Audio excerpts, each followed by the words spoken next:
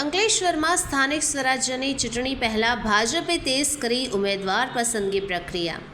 અંકલેશ્વરમાં સ્થાનિક સ્વરાજ્યની સંસ્થાઓની ચૂંટણીને ધ્યાને રાખીને ભાજપ દ્વારા ઉમેદવારોની સેન્સ પ્રક્રિયા જોરશોરથી શરૂ કરવામાં આવી છે. શહેરના જીઆઈડીસી વિસ્તારમાં આવેલા ગોકુલ પાર્ટી પ્લોટ ખાતે મહત્વપૂર્ણ પ્રક્રિયાનું આયોજન કરાયું. ચૂંટણીની તૈયારી વચ્ચે રાજકીય માહોલ ગરમાયો છે. ભાજપે યોગ્ય અને જીતાડી શકે એવા ઉમેદવારો પસંદ કરવા માટે કવાયત તેજ કરી છે.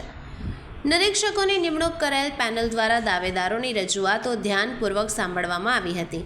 આ પેનલમાં દાહોદના ઈશાન સોની, ગોધરાના નરેન્દ્ર સોની, ખેડાના મયુર સુથારનો સમાવેશ થાય છે.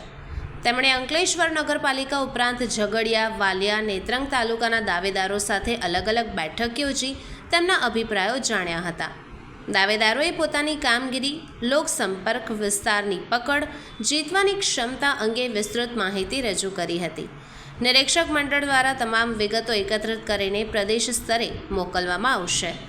આ પ્રક્રિયાનું આગળનું તબક્કું આવતીકાલે યોજાશે, જેમાં અંકલેશ્વર અને હાંસોડ તાલુકાના ઉમેદવારોના સેન્સ લેવાશે. ભાજપ દ્વારા અંતિમ ઉમેદવારોની પસંદગી આ સમગ્ર પ્રક્રિયા અને મળેલ અભિપ્રાયો આધારે કરવામાં આવશે. નમસ્કાર. ચૌધરીના બ્યુગલ ફૂંકાઈ રહ્યા છે અને આજે અમારા પ્રદેશમાંથી અમારા નિરીક્ષક શ્રી ઈશાનભાઈ સોની દાહોદથી, મયુરભાઈ સુથાર ખેડાથી અને નરેન્દ્રભાઈ સોની ગોધરાથી જેઓ સેન્સ પ્રક્રિયા લેવા માટે અહીં આવ્યા છે. આજે જણાવતા ખૂબ આનંદ અને હર્ષોલ્લાસ સાથે આપના માધ્યમથી જણાવીએ છીએ કે આજે સેન્સની પ્રક્રિયા ચાલુ છે અને એમાં સૌ પ્રથમ ઝઘડિયા મંડળ, ત્યારબાદ નેત્રંગ, વાલિયા અને અંકલેશ્વર શહેરની આજે સેન્સ પ્રક્રિયા રાખેલ છે. અને આપ જોઈ શકો છો દરેક અમારા જિલ્લા પંચાયત, તાલુકા પંચાયતમાંથી પધારેલ ઉમેદવારોનો ઉત્સાહ અને જુસ્સો આપ જોઈ શકો છો. ખૂબ સારી રીતે આ ચૂંટણી અમે જીતવાના છે. દરેક મંડળની, દરેક તાલુકા પંચાયત, દરેક જિલ્લા પંચાયત અને દરેક નગરપાલિકા આ કાર્યકર્તાના ઉત્સાહ સાથે અમે આજે આપને જણાવીએ છીએ કે આ ઇલેક્શન ભારતીય જનતા પાર્ટી જ જીતવાની છે. એની સાથે સાથે આજે જેટલા પણ ઉમેદવારો આવ્યા છે સૌ ઉમેદવારોને શુભેચ્છા.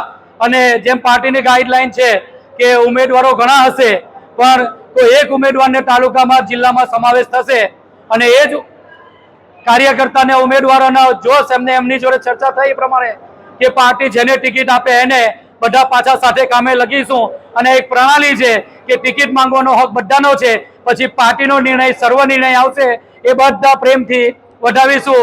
અને કટિબદ્ધતા સાથે દરેક તાલુકા પંચાયત, દરેક જિલ્લા પંચાયતના સદસ્ય, નગરપાલિકાના સદસ્ય ભારતીય જનતા પાર્ટીના જીતે એના માટે કમર અને ખંભેથી ખંભા મિલાવીને કામ કરીશું. અને આટલું જ કહી મારી વારીને વિરમું છું. ભારત માતા કી જય. વંદે માતરમ.